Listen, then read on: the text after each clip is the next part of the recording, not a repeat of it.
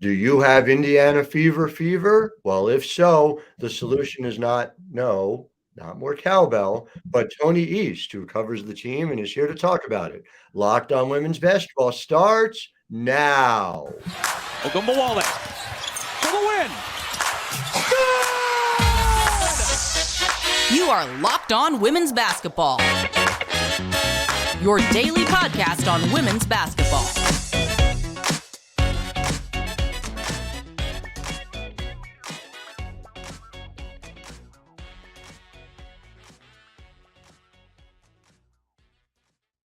Well, hi, everyone, and welcome to Locked On Women's Basketball. I'm your host, Howard Megdal. With me today, it is Take Your Daughter to Work Day, is Juliet Megdal. Juliet, you want to say hello to the good folks at home? Good morning. Thank you, everyone, for joining us and making us your first listen every day. You can get us over at YouTube or wherever you get your podcasts. Make sure you subscribe and listen. We are available to you 6 days a week, 5 days a week, Monday through Friday, past, present, and future of women's basketball. Saturday, the WNBA draft show. No, it is never too early to get hyped about the 2024 draft. So make sure you're listening every Saturday as well, along with every weekday. And it's not just me, it is the incredible team across thenexthoops.com, where you can subscribe now, 27% off in honor of the 27th WNBA season. Support the work. There are people everywhere in every market who are trying to make sure that you have every angle covered. And somebody who does that incredibly well has done it for some teams that have not been so great, but now, here in 2023, the opportunity for a team that I'm very bullish on, that's the Indiana Fever, and that is Tony East. And Tony, you were present for an important event, Aaliyah Boston and her formal introduction. We're going to talk all of Aaliyah Boston, segment 1, segment 2, about the fact that Indiana has, I think, 37 people coming to camp and get that down to 12 by the start of the season. It's going to be a really fun show. Tony, what were just your initial impressions of seeing Aaliyah Boston in market finally? I think we knew it was happening for what, 8 months? Yeah, as soon as they won the lottery, right? They were showing the highlights of her with Destiny Henderson present at the lottery drawing party the Fever had. There they were on the TV together playing at South Carolina. And, assuming she went out, which, I guess was rocky for a little bit there. I think everybody knew the first pick was going to be a huge day for the Fever, right? That's the first time they've ever won the lottery. And it's a player that fits kind of exactly what they need right now, right? Like a defensive captain, someone who understands the angles and positioning of that end of the floor, can get everybody else organized, can be a defensive leader, while still also, of course, being a very talented offensive player who doesn't subtract from anything it sounds like they're going to do on that end of the floor with new head coach Christie Sides. And I think that was a big part of the presser, was hearing about their first interaction together down at South Carolina, with Christie going down for a practice, and they met for the first time. And Sides was talking about, she was so nervous on the way down. How do I strategize what I say to her to make this a good interaction for us and, make this great? And she just said, you know what, Aaliyah, whatever decision you make, go pro or not, I'll support it. And they chatted for a little bit. And now here we are with a monumental day Monday, certainly for the Fever. Christie Sides, again, seems like a really good selection specific to Aaliyah Boston. We've talked about this, and I'm on record as saying I thought she was a terrific choice for Indiana in general. But just as somebody who, and it's fascinating to me, right? You dig not too deep into the numbers to understand. All right, Indiana was 5-31 last year, and that was frankly earned. They were bottom of the league offensively, bottom of the league defensively. So you think about how you go about fixing that, and having somebody, a defensive-minded coach like Christie, come in and be able to deploy players in different ways, but be able to do it in this case with a rookie who is not a rookie in the way we customarily think about defensive capabilities. When I saw Aaliyah Boston, I've had the privilege of covering her throughout her collegiate career, she simply never missed a defensive assignment. It was just an incredible thing. This was as a freshman in college in what is at times a complicated defensive scheme by Dawn Staley. There's a reason why South Carolina has been consistently the best defensive team in college basketball. And it's not because they just had 5 players 6'5" or above. who could consistently dominate around the rim was because Dawn Staley plays an elite brand of, quite frankly, professional level defense. Do you see, and when Christie talked about it, does she see Aaliyah fitting in just essentially seamlessly as like, here's your regular five, here's the anchor for my defense before we get into the offensive part of it? Yes, I mean 100%, and it's hard not to feel that way. And I'm sure that there's some optimism just because of the Fever's past in general. Like they've been last in defensive rating 3 straight years, right? Like different rosters, different coaches, different levels of focus put on that end of the floor, still last, right? They need more talent desperately on that end of the floor. And what Christy was kind of talking about, I alluded to at the beginning, was just that being behind everybody and pointing out, here's the coverage, being a good communicator, being in the right places, all sorts of stuff that they were lacking maybe with past centers in past systems and things like that. And I was joking with Erica Wheeler about Christie Sides and in camp, right? She always jokes about the second we come in, we're picking up 90 feet, right? That's her thing about getting everybody on the same page with defensive intensity. So I asked Aaliyah about that, and she's like, well, hopefully I don't have to do that because I'll be at the back telling everybody else where to be because I'm the center, not one of the guards who has to run the system. But they seem like everybody's on the same page, and her exact skill set in particular around the basket where they've been so terrible, right? They don't have the rotations to cut off when they get beat. They don't have somebody behind pick and rolls, right? That just exactly where they've been lacking on that end of the floor. They finally have someone who can fit in, right? When I asked Queen Egbo, what does this team need in the draft? She basically listed Aliyah Boston's characteristics as a player. So it's a near perfect fit. In terms of Queen Egbo, do you think she just kind of fits in as, and I know we'll talk more about this in segment 2, but just a useful counterpoint to Aliyah Boston? It's hard to imagine the two of them together on a regular basis, especially knowing that you've got Alyssa Smith, obviously, who's going to also need some 4 or 5 minutes. Yeah, Smith, who dominated AU this winter by playing the 5 largely too, which was pretty interesting. But yeah, the thing that I think will be good for Egbo and the Fever here in general is that, if you do change your style a little bit and you have a new coach, right? So they're going to anyway, but around Aliyah Boston, because she potentially is the new face of the franchise, Egbo has similar strengths, right? Defensively, she's a beast. She's very intense at that end. She's very mobile as well, which was what really stood out to me last year for her on that end of the floor. So yeah, of course, Queen's going to play less than last year, right? Aliyah Boston's her teammate now, but I think they don't have to sacrifice much when Boston comes out just because Queen can hold her own on that end of the floor defensively. So we'll see what that means on the offensive end, but that'll be something I'm certainly monitoring early in the season is has their defense change when Aaliyah's out. But Queen, again, fits in very well with that. So I don't think there'll be much of a concern. It's going to be fascinating to see because, right, I think that's where we are, right? That defensively, you don't lose all that much. Queen is not the finisher that Aaliyah is on the offensive end, and we'll talk about that in just a moment. But, Juliet, I know you had a question for Tony about his experience on Monday at the Aaliyah Boston presser. Yeah. So, Tony, how do you think Aaliyah was feeling when the Indiana Fever, drafted her? She heard that she was going to that team, what was going in her brain? Yeah, it's interesting because I think she kind of knew, but she said that, you don't want to think that way. You don't want to go to the draft assuming you'll be picked first. It can be distracting or take away from the experience. So, of course, a sense of excitement, right? To go to a franchise with one of her better college friends and Destiny Henderson, kind of a fresh slate with a bunch of young players. They later drafted another one of her teammates, Victoria Saxon, too.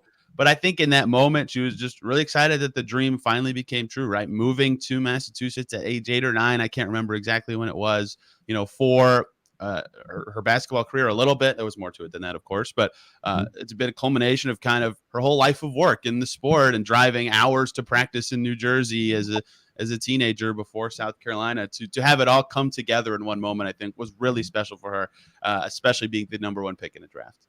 Yeah, terrific question and great answer, Tony. The other side of it is the offensive end. And I guess I wonder, you've seen the film and you've broken it down.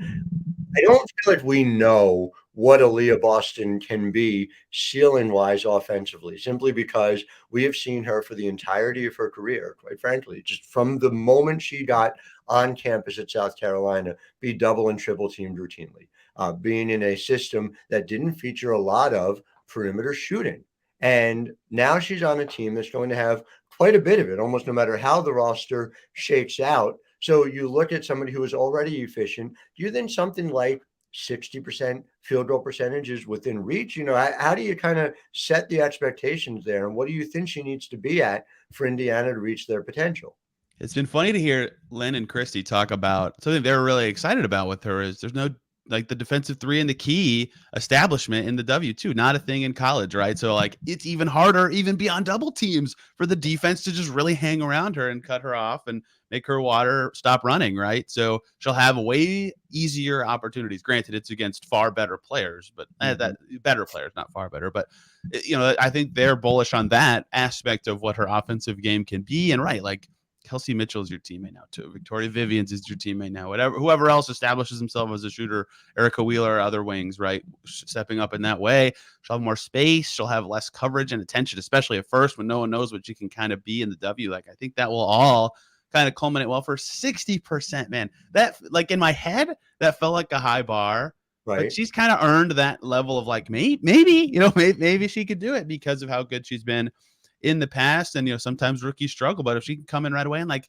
the fact that she's so fundamentally sound, I think that will translate really well. So that is within reach, and I think the Fever would of course love that. My big prediction is there is no transition time for Aaliyah Boston at all, which the very best players you saw with Asia Wilson, you saw with Brianna Stewart in recent years. So that is my prediction. I want to talk about what that impact does for everyone else 2 through 12 on this roster. But first, we are going to talk about eBay Motors. For a championship team, it's all about making sure every player is a perfect fit. It's the same when it comes to your vehicle. Every part needs to fit just right. So the next time you need parts and accessories, head to eBay Motors. With eBay Guaranteed Fit, you can be sure every part you need fits right the first time around. Just add your ride to My Garage and look for the green check to know the part will fit or your money back. Because just like in sports, confidence is the name of the game when you shop on eBay Motors. And with over 122 million parts to choose from, you'll be back in the game in no time. After all, it's easy to bring home a win when the right parts are guaranteed. Get the right parts, the right fit, and the right prices on ebaymotors.com. Let's ride. eBay Guaranteed Fit, only available to U.S. customers. Eligible items only. Exclusions apply. Keep that in mind, Juliet, for your motor as well. Do you have a car? No. No, not at this time? Okay. No. All right. That's good to know. So here we have a segment two talking about the duration of the Indiana roster. And man, I'm going to start out with just a personal plea. Somebody in the WNBA needs to sign Emily Engstler. Emily Engstler is a player I've had the privilege of covering since she was at Syracuse. She was former Miss Basketball in New York State. She transferred, obviously, to Louisville. She does things on the defensive end. Very few teams do. I could see her being a great fit in Minnesota, frankly. I think Atlanta's got a little bit of a roster crunch, or else to see that, again, the bigger problem is there are more than 144 professional quality players who should be in the WNBA, but that's a different conversation for a different time. Seeing Emily Engstler get cut, though, Tony, take me through why, and we talked a little bit about this on Slack yesterday. This is a high pick who's getting cut. This has happened a few years in a row with Indiana, and you and I both feel this way. This is a fundamentally different thing than what we've seen in the past from Indiana. So just kind of take me through that breakdown for you. Well, the first fundamental difference I would include that's hard to contextualize is the W roster size is 12, and the Fever have had 12 picks in the last 2 drafts. Like, Obviously, it's stunning that it's Engstler, and we'll talk about why, but they're going to have like probably 2 or 3 of these cuts that make you go, huh? Just because that's how math works. Like you can't, And good problem to have, right? Oh, too much talent. Like it has not been an Indiana Fever problem that they've had too much talent for the last few years. Yeah. And good problem to have, still a problem, of course, but it's because of a good natured reason. So that is the crux of it, is like they're going to have hard decisions somewhere anyway. Now, Isabel Rodriguez, our overseas maestro at the Next, pointed out Engstler got hurt with her back overseas play, apparently pretty bad, to the point that they're putting out press releases saying she can't mentally and physically train correctly, and she only played 6 games, I think, over there. They actually signed Victoria Vivians in her place, which is fitting from a Fever perspective. But I think that might be a factor here. I don't know exactly how serious that is, but I'd have to imagine it is if she could only play 6 games overseas and immediately left. And she was in Indy for a little bit. She revved up this car before a Pacers game once. Like I saw her a few times. So I know she's been back stateside for at least a month or so. But from the Fever's roster perspective, right? Like she is a really good defensive player. I thought she would have fit well with Sides last year. Had she made her layups, like would have looked like one of the best players in the league. But that finishing part was not there in her game. And there's going to be a front court crunch for the Fever, certainly, given who they've drafted and signed. And whatever their final determination factor was, whether it's they couldn't get anything for her in a trade, she wasn't going to make the team anyway, or the injury was too serious. It could be a number of things.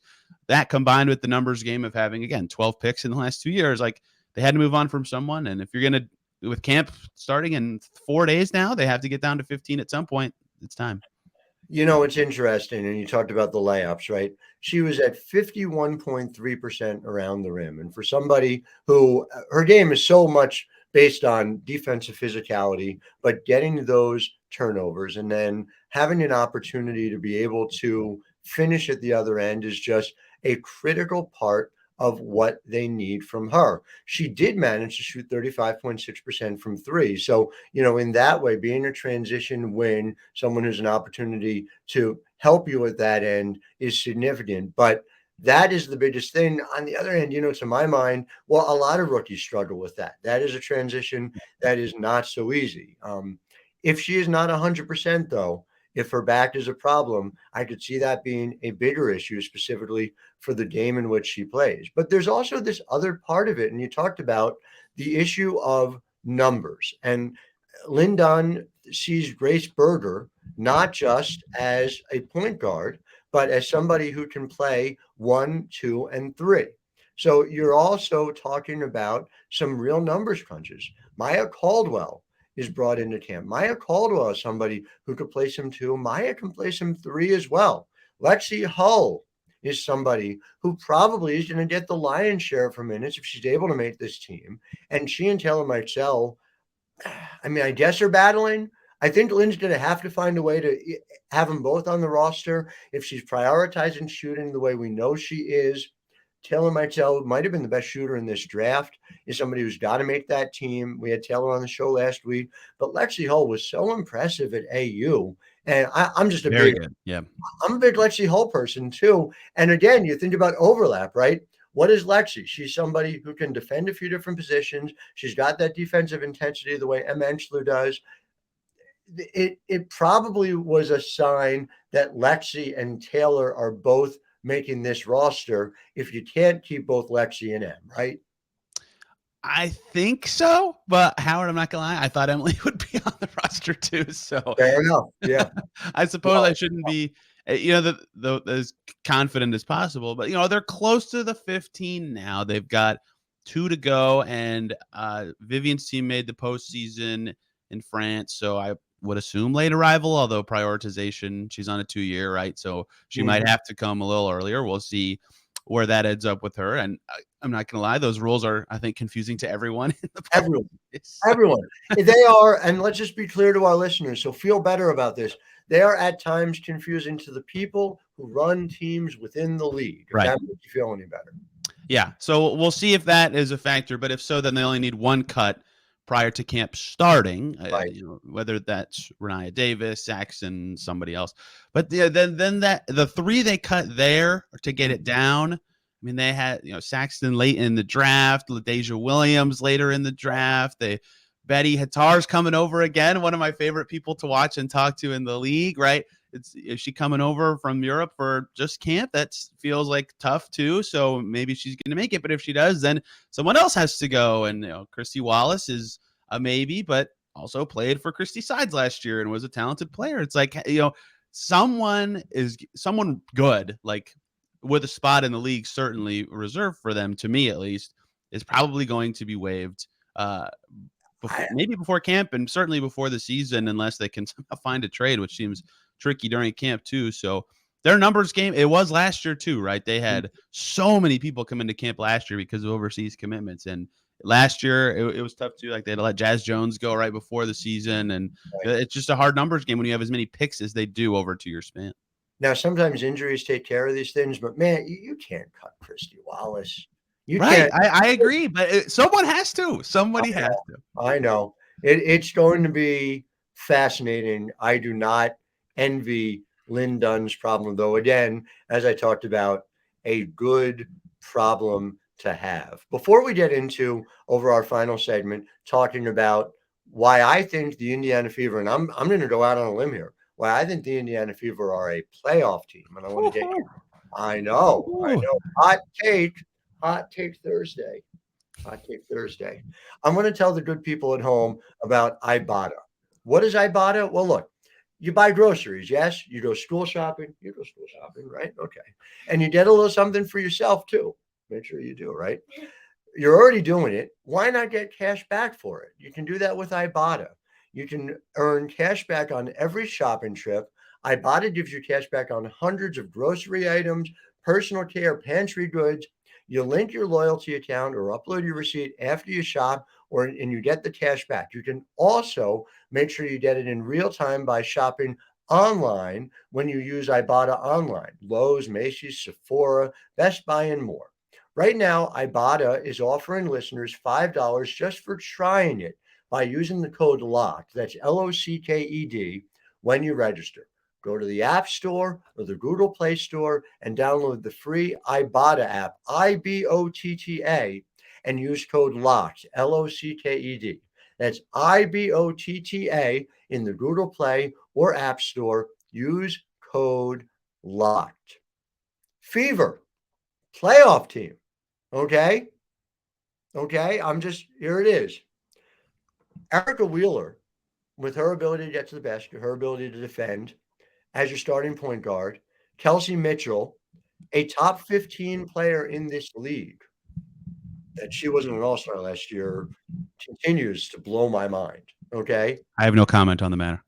Anchoring the defense, Aaliyah Boston as a center, wings aplenty, depth aplenty. Maya Caldwell, somebody who excelled whenever she got on the court for the Atlanta Dream, shooters, Wallace, Michelle, Lexi Hull. Look at the depth. Melissa Smith, already a burgeoning star. Queen Egbo, like you said, means you have very little drop-off the bench. Victoria Vivians, if Vivians is healthy, she's still a legit starter in this league.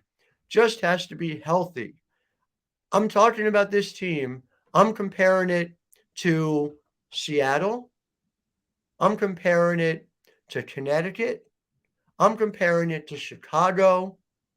I'm comparing it, yes, to Phoenix, where we wish Brittany Griner nothing but the best, but assuming that Brittany Griner comes over and plays exactly as she did before she was detained is an unfair thing to everyone, BG included. And her teammate, Diana Taurasi, is 41 years old this year. And there's not a lot of depth there. So as I'm thinking floor, ceiling, mean outcome, I see Indiana as likely better than each of those four teams. All you got to be is better than four teams to make the playoffs in this league. Tony, what do you think? Am I crazy? So if I was going to make they're a playoff team argument, you nailed where I would start, right? Chicago's way worse. Seattle's way worse. Phoenix is probably going to be worse than last year. There you go. You caught three. Who's the fourth team you Connecticut I had. And again, which right. is to say, all of those teams have the ability to make the playoffs. But the right. question, if you're trying to talk about, like, what's your mean level expectation? I'm not even taking into account how much development you can expect from A, a Christie Sides led coaching staff. I'm very high on Christie. And B, just the fact that players from year one to year two, that's the biggest jump that he made in the WNBA. Like if you list out all 10, like, let me ask you a question. I think I know the answer, but this is a softball. Do you think Erica Wheeler is better than Danielle Robinson right now?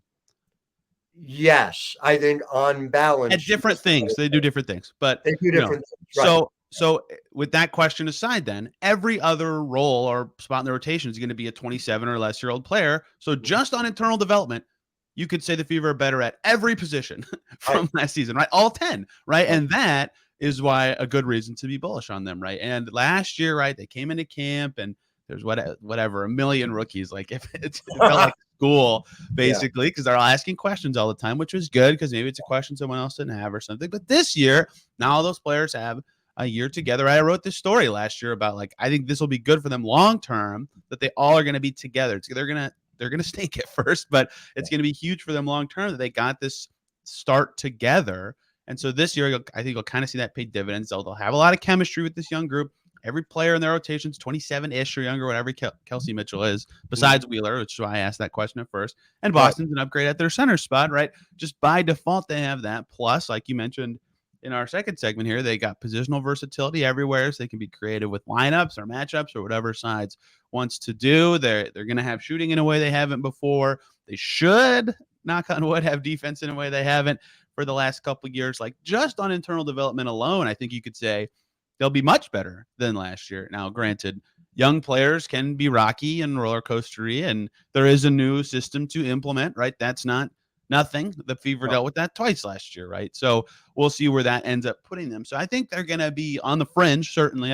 But I think they definitely have a shot given the way the league changed this winter and just the natural growth of a team in their situation. Kelsey Mitchell, 27 years old. That blows my mind. I mean, coming her as a young player. I feel like she's been in the league for 2 seconds, not 5 years. Well, it's just she moves so fast. I think that's the reason why she's so quick. It's interesting here. I'm glad to hear that I'm not the only one who thinks that. And I just to kind of close it out, I asked you this question, but Juliet, just in general, like, is Daddy crazy? No? I mean, we can talk to Indiana or just more generally. No, right?